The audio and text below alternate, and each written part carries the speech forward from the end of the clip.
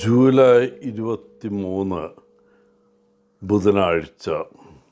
മത്തായി 13:1-9 വരെ വാക്യങ്ങൾ. ഒരു വിത്തിൻ്റെ ശക്തിയും സാധ്യതയും നിങ്ങൾക്ക് ഊഹിക്കാമോ? വിത്തുകൾക്ക് പതിറ്റാണ്ടുകളോളം, ചിലപ്പോൾ നൂറ്റാണ്ടുകളോളം നിലനിൽക്കാൻ കഴിയും.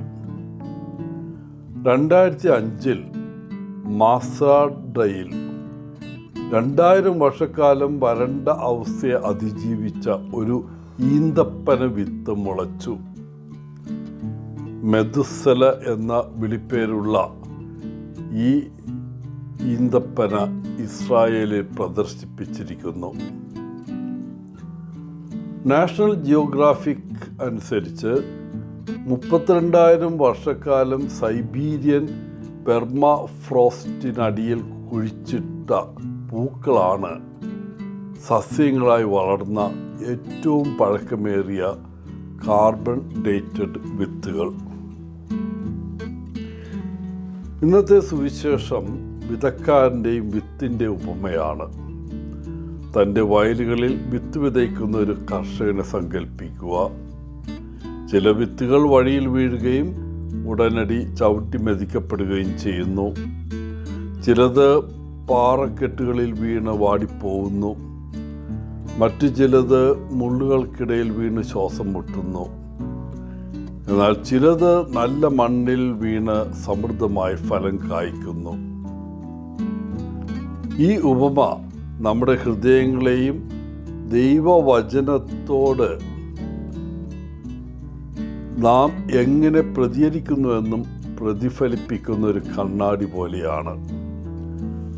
അവൻ്റെ വചനത്തിൻ്റെ വിത്ത് നമ്മുടെ ഹൃദയങ്ങളിൽ വേരൂന്നാൻ പോലും അനുവദിക്കാതെ നാം കഠിനമായ ഒരു പാത പോലെയാണോ, അതോ വെല്ലുവിളികൾ നേരിടുമ്പോൾ പെട്ടെന്ന് ഉപേക്ഷിക്കുകയും സന്തോഷത്തോടെ വചനം സ്വീകരിക്കുകയും ചെയ്യുന്ന പാറക്കഷ്ണങ്ങൾ പോലെയാണോ നമ്മൾ? നല്ല മണ്ണ് പോലെ ആകാനും അവൻ്റെ വചനത്തെ സ്വീകരിക്കുന്ന ഹൃദയങ്ങൾ ഉണ്ടായിരിക്കാനും സമൃദ്ധമായ ഫലം കായ്ക്കാനും യേശു ഇന്ന് നമ്മെ ക്ഷണിക്കുന്നു. വചനം കേൾക്കുക മാത്രമല്ല, അത് നമ്മുടെ ജീവിതത്തിൽ വേരൂന്നാൻ അനുവദിക്കുകയും ദൈവത്തിൻ്റെ സ്നേഹം, കൃപ, സത്യം എന്നിവ പ്രതിഫലിപ്പിക്കുന്ന വ്യക്തികളായി നമ്മെ രൂപാന്തരപ്പെടുത്തുകയും ചെയ്യുന്നു. ഈ ഉപമ നമ്മുടെ ഹൃദയങ്ങളെ പരിശോധിച്ച് സ്വയം ചോദിക്കാൻ നമ്മെ വെല്ലുവിളിക്കുന്നു.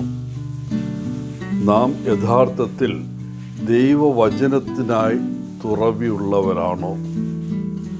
സ്നേഹം, ദയ, അനുസരണം എന്നിവയുടെ ഫലങ്ങൾ ഉൽപ്പാദിപ്പിച്ചുകൊണ്ട് അത് നമ്മുടെ ഉള്ളിൽ വളരാൻ നാം അനുവദിക്കുന്നുണ്ടോ? ദൈവവചനം നമ്മിൽ വേരൂന്നിയതും അവൻ്റെ രാജ്യത്തിനായി സമൃദ്ധമായ വിളവ് ഉൽപ്പാദിപ്പിക്കുന്നതിനും വേണ്ടി നമ്മുടെ ഹൃദയങ്ങളെ നല്ല മണ്ണ് പോലെ വളർത്തിയെടുക്കാൻ നമുക്ക് പരിശ്രമിക്കാം. നല്ല മണ്ണാവുക അത്ര എളുപ്പമല്ല. നല്ല മണ്ണിലും കളകൾ വളരുന്നു. അതുകൊണ്ടാണ് നമ്മുടെ ചിന്തകളും വികാരങ്ങളും ശുദ്ധീകരിക്കേണ്ട ആവശ്യം വരുന്നത്. ദൈവവചനം കേൾക്കാൻ വേണ്ടത്ര സമയം ചെലവഴിച്ചുകൊണ്ട് മനസ്സിൻ്റെയും ഹൃദയത്തിൻ്റെയും മണ്ണ് വളർത്തിയെടുക്കേണ്ടത് പ്രധാനമാണ്. തീർച്ചയായും വചനം കേൾക്കുന്നതിൽ സ്ഥിരോത്സാഹം നാം കാണിക്കേണ്ടതുണ്ട്. ചിലപ്പോൾ അത് നമുക്ക് മനസ്സിലായെന്ന് വരില്ല. നാം അവനെ അന്വേഷിച്ചാൽ തീർച്ചയായും നമുക്ക് അവനെ കണ്ടെത്താമെന്ന് ദൈവം പ്രവാചകനായ ജെറമ്യായിലൂടെ വാഗ്ദാനം ചെയ്തിട്ടുണ്ട്. നമുക്ക് സ്വന്തമായി അത് ചെയ്യാൻ കഴിയില്ല. അതുകൊണ്ടാണ് എപ്പോഴും പരിശുദ്ധാത്മാവിൻ്റെ സഹായവും മാർഗനിർദ്ദേശവും നാം നേടേണ്ടത്.